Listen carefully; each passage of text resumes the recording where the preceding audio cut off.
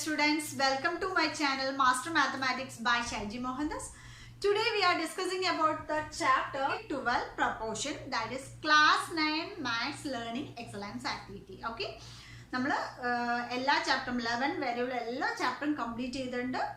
ഇത് 12ഉം 13ഉം ഈ വീഡിയോയിൽ ഇൻക്ലൂഡ് ചെയ്യുന്നതായിരിക്കും. നിങ്ങൾക്ക് എല്ലാവർക്കും അത് ഹെൽപ്ഫുൾ ആണെന്ന് വിചാരിക്കുന്നു. അപ്പോൾ നിങ്ങൾക്ക് ഹെൽപ്ഫുൾ ആണെങ്കിൽ നിങ്ങൾ ലൈക്ക് ചെയ്യാൻ മറക്കരുത്. നിങ്ങളുടെ ഡൗട്ട്സ് എന്തുണ്ടെങ്കിലും നിങ്ങൾ ആ വീഡിയോയ്ക്ക് താഴെ കമൻറ്റ് ചെയ്യുക, ഞാൻ റിപ്ലൈ തരുന്നതായിരിക്കും. അതുപോലെ തന്നെ നിങ്ങൾ നിങ്ങളുടെ ഫ്രണ്ട്സിന് ഷെയർ ചെയ്യുക. നിങ്ങൾ സബ്സ്ക്രൈബ് ചെയ്തിട്ടില്ലെങ്കിൽ സബ്സ്ക്രൈബ് ചെയ്യുക. ഓക്കെ, നമുക്ക് ക്ലാസ്സിലേക്ക് കിടക്കാം. അതായത് റേഡിയസ് 6 ആണ്, പെരിമീറ്റർ ഏരിയ, റേഡിയസും പെരിമീറ്റർ തമ്മിലുള്ള റേഷ്യോ, റേഡിയസും ഏരിയയും തമ്മിൽ പെരിമീറ്ററും റേഡിയസും ഏരിയയും റേഡിയസും. അപ്പൊ അത് നമുക്ക് എങ്ങനെ ചെയ്യാം? റേഡിയസ് 6 ആണെങ്കിൽ പെരിമീറ്റർ എന്താവും? 2πr ആണ് അല്ലേ? അപ്പൊ 2 × r എന്താ ഇവിടെ 2π ആയി. 1.5 × 2 എന്താണ് 3π ആയി. നെക്സ്റ്റ് 2πr 2 × 2 4π ആയി. നെക്സ്റ്റ് 2.5 പറയുമ്പോൾ 2.5 × 2 5π ആയി. ദെൻ 3 × 2 6π ആയി. 4 × 2 8π. അപ്പൊ ഇതാണ് എന്റെ പെരിമീറ്റർ. ഓക്കെ, റേഡിയസിനെ ഡബിൾ ആക്കുക, അതിന്റെ പൈ കൊണ്ട്. ഏരിയ എന്ന് പറയുന്നത് റേഡിയസിന്റെ സ്ക്വയർ ഇൻറ്റു പൈ. അപ്പൊ 1 സ്ക്വയർ പറയുമ്പോൾ എന്താണ് 1π. 1.5 സ്ക്വയർ പറയുമ്പോൾ 2.25 pi. 2 square 4π. 2.5 square 6.25 pi. 3 square 9π. 4 square 16 pi. വളരെ ഈസിയാണ്. ഇനി റേഡിയസും പെരിമീറ്ററും തമ്മിലുള്ള റേഷ്യോ. റേഡിയസും 1:2π അല്ലേ? സോ ഇവിടെ എങ്ങനെ 1:2π. നെക്സ്റ്റ് റേഡിയസും പെരിമീറ്ററും 1.5:3 എന്ന് പറയുമ്പോൾ നമുക്ക് എങ്ങനെ 1.5:3π എന്ന് പറയുമ്പോൾ ഇതിന്റെ ഡബിൾ അല്ലേ ഇത്? അപ്പൊ 1:2π ആയിരിക്കും. സോ ഇവിടെ എന്താണ് 1:2π. നോക്കൂ, ഇവിടെ 2:2π പറയുമ്പോൾ സെയിം തന്നെയാണ്, അത് 1:2π. Then 2.5 × 5 പറയുമ്പോൾ അതും എന്താണ് 1:2π അല്ലേ? നെക്സ്റ്റ് 3:6π പറയുമ്പോൾ എന്താണ്, അതും എന്താണ് 1:2π. കാരണം എന്തുകൊണ്ടാണ്? റേഡിയസിന് ഡബിൾ ആണത് പെരിമീറ്റർ. സോ ഇവിടെയും 1:2π. അപ്പൊ എന്താണ് റേഡിയസും പെരിമീറ്ററും തമ്മിലുള്ള റേഷ്യോ 1:2π. ഇനി റേഡിയസും ഏരിയയും ഇത് രണ്ടും. സോ 1:1π എന്ന് പറയുമ്പോൾ 1:1π. ഓക്കെ, നെക്സ്റ്റ് നോക്കൂ, 1.5 × 2.25 എന്നാ പറയുന്നത്.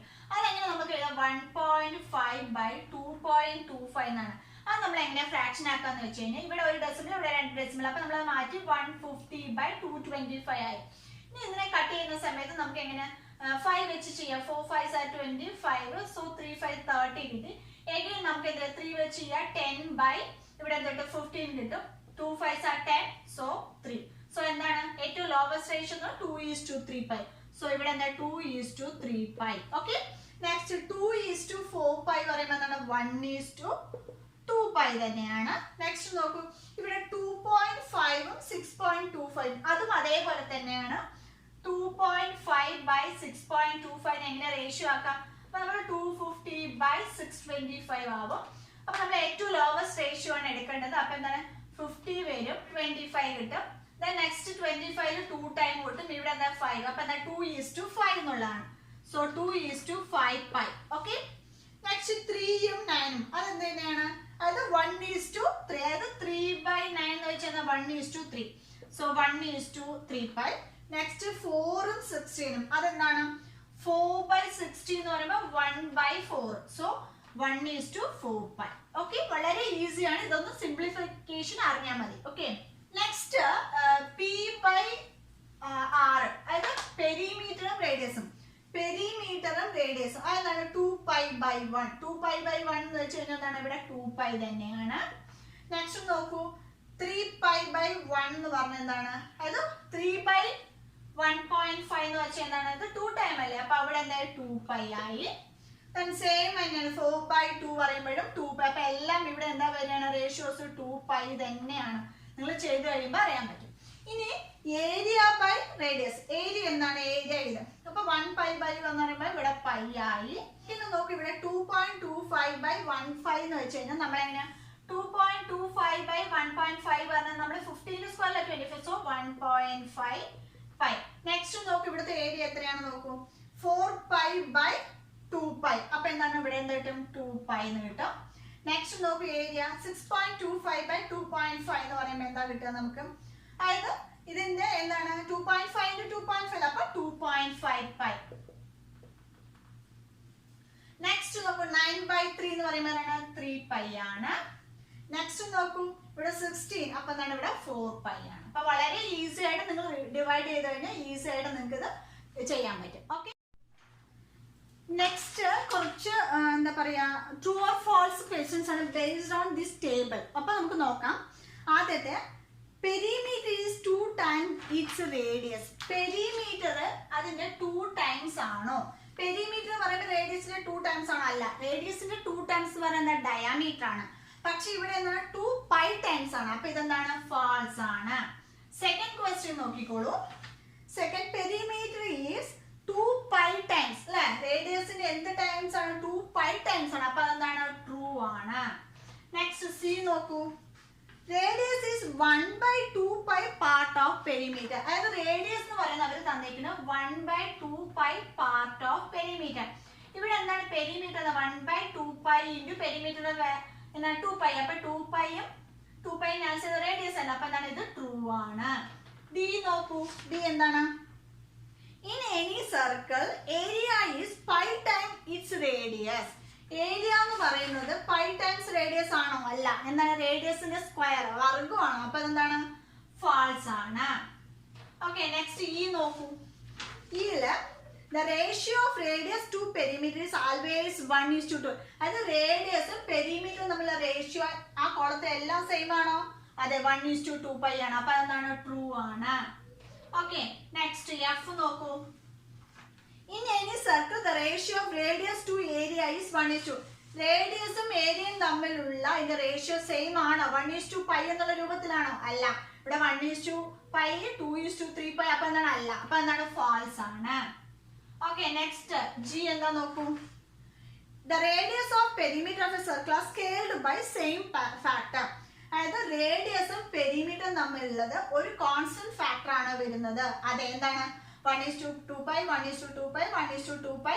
അതായത് ഇതിന്റെ റേഷ്യോ നോക്കി. ഇതും എന്താണ് റേഷ്യോ ഒന്ന് തന്നെയാണ്. അതേപോലെ തന്നെ എന്താണ് ഫ്രാക്ഷനും എന്ത് തന്നെയാണ്? ഒന്ന് തന്നെയാണ്. അപ്പൊ എന്താണ് ട്രൂ ആണ്.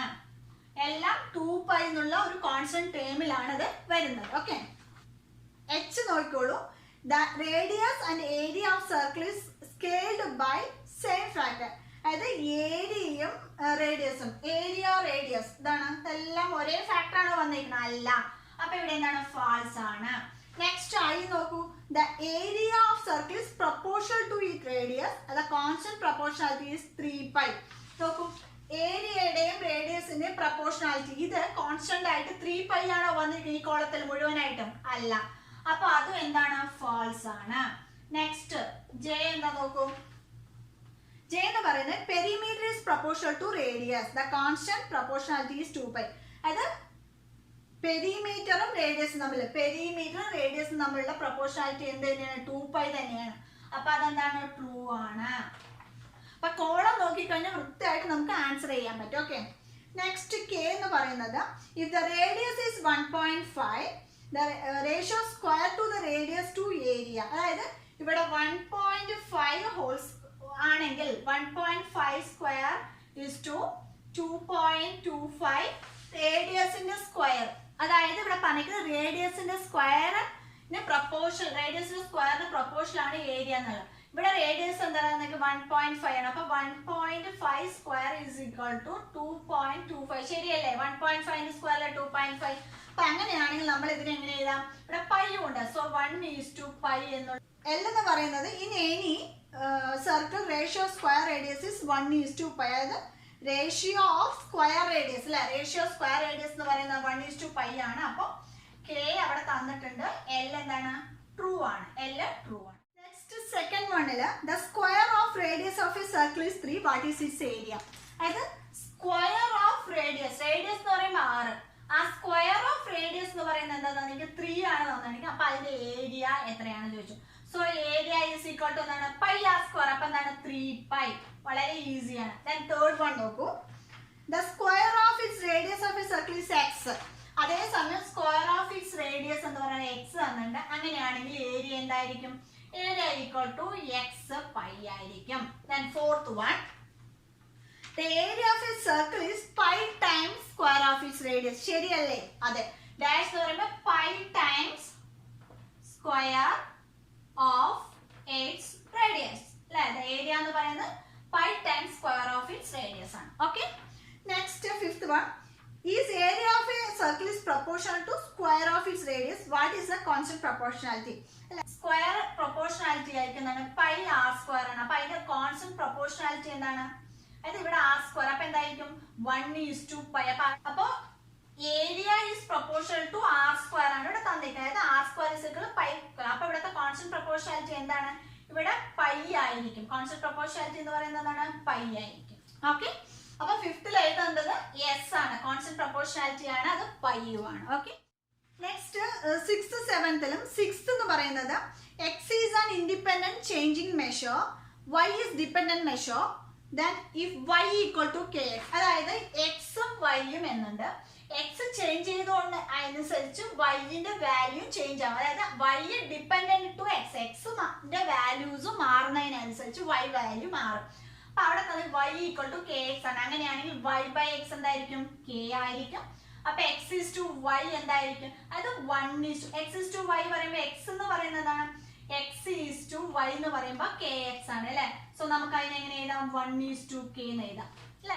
Is proportional to X, what is the constant proportionality? അതായത് ഇത് രണ്ട് പ്രൊപ്പോർഷൻ ആണ്. ഇവിടുത്തെ കോൺസ്റ്റന്റ് പ്രൊപ്പോർഷണാലിറ്റി എന്താണ്? കെ അല്ലെ. കോൺസ്റ്റന്റ് പ്രൊപ്പോർഷൻ 1:k എന്ന് പറയുമ്പോൾ എന്താണ്? കെ ആണ് അതിന്റെ constant proportionality. Okay. Next seventh നോക്കിക്കോളൂ. Let A be an independent variable, then B is dependent measure. അപ്പോൾ എയും ബിയും ഉണ്ട്. എ ചേഞ്ച് ചെയ്യുന്നതനുസരിച്ച് ബി ചേഞ്ച് ചെയ്തുകൊണ്ടിരിക്കും. അങ്ങനെയാണെങ്കിൽ അതിന്റെ കോൺസ്റ്റന്റ് ടേം എന്ത് പറഞ്ഞിട്ടുണ്ട്? സി തന്നിട്ടുണ്ട്. അങ്ങനെയാണെങ്കിൽ ബി എന്തായിരിക്കും? എ സി ആയിരിക്കില്ല. സി ബൈ എ എന്ന് പറയുന്നത് സി ആയിരിക്കും ആൻസർ. ഓക്കെ. അപ്പോൾ ഇത്രയേ ഉള്ളൂ നമ്മുടെ യൂണിറ്റ് 12 പ്രൊപ്പോർഷനിൽ. നെക്സ്റ്റ് നമുക്ക് യൂണിറ്റ് 13 നോക്കാം. അതോടുകൂടി നമ്മുടെ എല്ലാ ചാപ്റ്ററിലും ലേണിംഗ് ആക്ടിവിറ്റി കംപ്ലീറ്റ് ആവുകയാണ്. ഓക്കെ. നിങ്ങൾക്ക് ഇതെല്ലാം വളരെ ഹെൽപ്ഫുൾ ആവുമെന്ന് വിചാരിക്കും. നെക്സ്റ്റ് യൂണിറ്റ് 13 നമ്മുടെ ലാസ്റ്റ് ചാപ്റ്റർ സ്റ്റാറ്റിസ്റ്റിക്സിൽ നോക്കാം. അതിൽ വളരെ സിമ്പിൾ ആണ്. നിങ്ങൾ ഈ സ്റ്റാറ്റിസ്റ്റിക്സിന്റെ അതേ ക്വസ്റ്റ്യൻസ് ഇതേ പാറ്റേണിലുള്ളതൊക്കെ ആയിരിക്കും നമ്മുടെ 10th ക്ലാസ്സിലും വരിക. അപ്പം നിങ്ങളിതെല്ലാം ഒന്ന് ചെയ്തു നോക്കാം. നിങ്ങൾക്ക് പഠിച്ചുകൊണ്ട് ഒരു നഷ്ടവും വരാനില്ല. ഓക്കെ. ഇപ്പം ഇത് സബ്മിറ്റ് ചെയ്യണം എന്നുള്ള സ്പീഡിൽ ആൻസേഴ്സ് മാത്രമേ എഴുതരുത്. നിങ്ങളൊന്ന് ചെയ്തു നോക്കുക. ഓക്കെ. നോക്കാം. മീൻ എന്ന് പറയുമ്പോൾ സം ബൈ നമ്പർ. പൊതുവേ നമ്മൾ സ്റ്റാറ്റിസ്റ്റിക്സിൽ ഒരു ടേബിളിന്റെ കണക്കുകളായിരിക്കും, അല്ലെങ്കിൽ ഒരു ക്ലാസ്സിലെ കുട്ടികളുടെ ഹൈറ്റോ വെയിറ്റോ അതിൽ എത്ര കുട്ടികളുടെ ആണ് അതിന്റെ എല്ലാം കൂടെയുള്ള ഒരു ടേബിൾ ഫോമാറ്റ് ആയിരിക്കും തരിക. സോ ഇവിടെ മീൻ കണ്ടുപിടിക്കാൻ നമ്മൾ എന്തായാലും ടോട്ടൽ ആയിട്ട് അതെല്ലാം കൂടെ കൂട്ടിയിട്ട് എത്ര നമ്പർ ഓഫ് സ്റ്റുഡൻസ് കൊണ്ട് ഡിവൈഡ് ചെയ്യുക. അതാണ് അതിന്റെ കണക്ക്. അപ്പൊ ഇവിടെ തന്നിട്ടുണ്ട് മീൻ കണ്ടുപിടിക്കാൻ വേണ്ടിയിട്ട് ആദ്യത്തെ 21, 23, 18, 28. ഇതിന്റെ മീൻ എന്ന് പറയുമ്പോൾ അതിൽ ഒരു മിഡിൽ വാല്യൂ, അതിൽ ആവറേജ് എന്ന് പറയുന്ന സമയത്ത് എങ്ങനെയാണ്? ഇതെല്ലാം കൂടെ കൂട്ടുക. എത്ര എണ്ണം ഉണ്ട്? 21 + 23 + 18 + 20 + 8. അതിനെല്ലാം കൂട്ടിയിട്ട് എത്ര നമ്പേഴ്സ് ഉണ്ട്? 1, 2, 3, 4, 5 കൊണ്ട് ഡിവൈഡ് ചെയ്യുക. അപ്പൊ 90/5 18 കിട്ടി. അപ്പൊ ഇതാണ് ആദ്യത്തെ ആൻസർ. സെക്കൻഡ് അതുപോലെ തന്നെ 12, 18, 15, 25. അപ്പൊ ഇത് എല്ലാം കൂടെ 12 + 18 + 15 + 25 എത്ര എണ്ണം ഉണ്ട്? 1, 2, 3, 4. 17/4 നിങ്ങൾ ഡിവൈഡ് ചെയ്തിരിക്കുമ്പോൾ 17.5 കിട്ടും. ഓക്കെ. സെക്കൻഡ് ആക്ടിവിറ്റി സെയിം തന്നെയാണ്. ഇവിടെ മീന് തന്നിട്ടുണ്ട്. എത്രയാണ്? 10 തന്നിട്ടുണ്ട്. അതുപോലെ തന്നെ ഇവിടെ കുറച്ച് നമ്പേഴ്സ് ഉണ്ട്. പക്ഷെ ഇതിലൊരു നമ്പർ എന്താണ്? മിസ്സിംഗ് ആണ്. ആ നമ്പർ എത്രയാണ് കണ്ടുപിടിക്കണം. സെയിം പ്രോസസ് ആണ്. 8 + 11 + x + 12 + 5 + 10 ഡിവൈഡഡ് ബൈ എത്രയാണ്? 6 അല്ലേ? 6 = 10 ആണ്. ഓക്കെ. അപ്പൊ നമ്മൾ ഇതിനെ എന്ത് ചെയ്യാം? എല്ലാം കൂടെ കൂട്ടുന്ന സമയത്ത് എല്ലാം കൂടെ കൂട്ടുമ്പോൾ 46 + x / 6 = 10 കിട്ടും. ദാറ്റ് ഇംപ്ലൈസ് 46 + x = എന്താണ്? 60 ആയി. സോ x = 60 - 46 = 14 ആണ് ഇവിടുത്തെ നമ്പർ. ഇവിടുത്തെ നമ്പർ 14 ആണ്. ഓക്കെ. അതിൽ ആക്ടിവിറ്റി 3 തന്നിരിക്കുന്ന write 6 numbers between 20 and 40. So the arithmetic mean, ഇവിടെ അരിത്തമെറ്റിക് മീൻ എന്ന് വെച്ച് കഴിഞ്ഞാൽ അതിൽ മിഡിലുള്ള നമ്പർ, അതായത് 20ക്കും 40ക്കും ഇടയിൽ ഉള്ള അരിത്തമെറ്റിക് മീൻ ആണ് 30. അപ്പൊ ഇവിടെ എത്ര വേണം? 6 numbers between എന്ന് പറയുമ്പോൾ എത്ര? ടോട്ടൽ എത്ര വരണം? 7 numbers. അങ്ങനെ ആകുമ്പോഴല്ലേ ഇവിടെ എന്താ വരിക? 30. അപ്പൊ ഇവിടെയും 3 വരും, ഇവിടെയും 3. അപ്പൊ ഇവിടെ എന്താണ്? 31, 32 and 33. അപ്പൊ ഇവിടെ എന്ത് വരും? 29, 28, 27. അപ്പോൾ കറക്റ്റ് ആയിട്ട് 23 മിഡിലുള്ള വാല്യൂ 30. സെയിം അതുപോലെ തന്നെ ഇവിടെ 40ക്ക് 60ക്ക് ഇടയിൽ 50 ആണ് ഇവിടെ. അപ്പൊ 10 നമ്പേഴ്സ് ഇവിടെ എത്ര 6 നമ്പേഴ്സിന്. അപ്പൊ 10 നമ്പേഴ്സ് പറയുമ്പോൾ ഇവിടെ ഒരു 5 ഇവിടെ ഒരു 5. അപ്പൊ ഇവിടെ 51, 52, 53, 54, 55. അതുപോലെ തന്നെ ഇവിടെ 49, 48, 47, 46, then 45. അപ്പൊ എന്തായി ഇവിടെ 10 നമ്പേഴ്സിന് മിഡിലുള്ളതാണ് എന്താ അരിത്തമെറ്റിക് മീൻ ആയിട്ട് വരുന്നത്. അപ്പൊ ഇത്രയും ഒരു ഈസിയാണ്. നെക്സ്റ്റ് ഒരു ആക്ടിവിറ്റി കൂടെ ഉണ്ട്, അത് ടേബിൾ ഫോമാറ്റ്, അത് ചെയ്ത് കഴിഞ്ഞാൽ കഴിഞ്ഞു. ഓക്കെ, ആക്ടിവിറ്റി 4 ഒരു റബ്ബർ ഷീറ്റ് പ്രൊഡക്ഷന്റെ ഒരു മന്ത്ലി ടേബിളാണ് തന്നിരിക്കുന്നത്. അതായത് റബ്ബർ ഷീറ്റ് പ്രൊഡക്റ്റ് ചെയ്യുന്നത്, അതായത് 10 കിലോ 3 ദിവസം, 11 കിലോ 5 ദിവസം അങ്ങനെ തന്നിട്ടുണ്ട്. അപ്പൊ ടോട്ടൽ പ്രൊഡക്ഷൻ കാണണമെങ്കിൽ നമ്മൾ എന്ത് ചെയ്യണം, ഈ 10 into 3 ഏതാണ് 30 kg ആയിരിക്കും, 11 into 5 55 ആയിരിക്കും. ഇതെല്ലാം എന്താ ടോട്ടൽ പ്രൊഡക്ഷൻ ഇൻ kg ആണ്.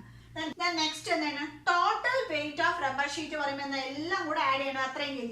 So 30 plus 55 plus 96 plus 78 plus 70 plus 30 plus 16 ഇതെല്ലാം കൂടെ ആഡ് ചെയ്യുന്ന സമയത്ത് നമുക്ക് എത്ര ടോട്ടൽ kg കിട്ടുകയെന്ന് വെച്ച് 75 kg കിട്ടും. ഓക്കെ, ഇനി ടോട്ടൽ നമ്പർ ഓഫ് ഡേയ്സ് ഇവിടെ ഓൾറെഡി പണ്ട് ഒരു മന്ത്ലി ആണ്, എന്നാലും നമ്മൾ ആഡ് ചെയ്ത് നോക്കി. ഇതെല്ലാം 3 plus 5 plus 8 plus 6 plus 5 plus 2 plus 1 ഇതെല്ലാം കൂടെ ആഡ് ചെയ്യുന്ന സമയത്ത് നമുക്ക് 30 ഡേയ്സ് ആണ് കിട്ടുന്നത്.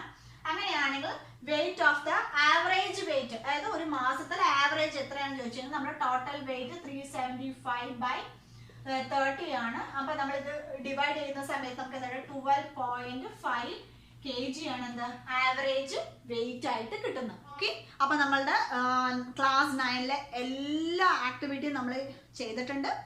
ഓക്കെ, യൂണിറ്റ് വൈസ് ചെയ്തിട്ടുണ്ട്. അപ്പൊ എല്ലാവർക്കും ഇത് ഹെൽപ്ഫുൾ ആവുമെന്ന് വിചാരിക്കുന്നു. നിങ്ങൾക്ക് ഇതെല്ലാം ഹെൽപ്ഫുൾ ആയി യൂസ്ഫുൾ ആണ് തോന്നുകയാണെങ്കിൽ നിങ്ങൾ ഈ വീഡിയോക്ക് ലൈക്ക് ചെയ്യാൻ മറക്കരുത്. അതുപോലെ തന്നെ നിങ്ങളുടെ ഡൗട്ട്സ് കമന്റ്സ് എല്ലാം ഈ വീഡിയോയ്ക്ക് താഴെ രേഖപ്പെടുത്താം. അതുപോലെ തന്നെ നമ്മൾ എത്രയും പെട്ടെന്ന് നമ്മുടെ ക്ലാസ് 10ന്റെ മാത്സ് സ്റ്റാർട്ട് ചെയ്യുന്നതായിരിക്കും. ഈച്ച് ആൻഡ് എവറി ചാപ്റ്ററിലും important questions, previous year questions എല്ലാം വർക്കൗട്ട് ചെയ്യുന്നതായിരിക്കും. അപ്പം നിങ്ങൾക്ക് യൂസ്ഫുൾ ആവുകയാണെങ്കിൽ നിങ്ങൾ ഈ വീഡിയോ നിങ്ങളുടെ ഫ്രണ്ട്സിന് ഷെയർ ചെയ്യുക. അതുപോലെ തന്നെ ടെലഗ്രാം ഒരു ചാനലുണ്ട്, മാസ്റ്റർ മാത്തമാറ്റിക്സ് അടിച്ചു കൊടുത്തു കഴിഞ്ഞാൽ അതിൽ ജോയിൻ ചെയ്ത് കഴിഞ്ഞാൽ നിങ്ങൾക്ക് ഡെയിലി ഡൗട്ട്സ് അതിൽ ക്ലിയർ ചെയ്യുന്നതായിരിക്കും. ഓക്കെ, നമ്മുടെ SLCയുടെ ക്ലാസ് പ്ലാൻ ചെയ്യുന്നത് എങ്ങനെയാണെന്ന് വെച്ച് കഴിഞ്ഞാൽ നമ്മൾ ഡെയിലി വീഡിയോസ് മോർണിംഗ് ആണ് അപ്ലോഡ് ചെയ്യുക. ദെൻ അതുപോലെ വീക്ക്ലി 1 ലൈവ് ഇൻട്രാക്ഷൻ ക്ലാസ്സസ് ഉണ്ടായിരിക്കും. That is exclusively for SSLC students ആണ്. ഓക്കെ, അപ്പോൾ നിങ്ങൾ ഇതുവരെ സബ്സ്ക്രൈബ് ചെയ്തിട്ടില്ലാത്തവരാണെങ്കിൽ ഈ ചാനൽ സബ്സ്ക്രൈബ് ചെയ്ത് ബെല്ലൈക്കൺ പ്രസ് ചെയ്ത് വെക്കുക. Okay, so thank you so much for watching. See you soon on my next video. Till then, bye.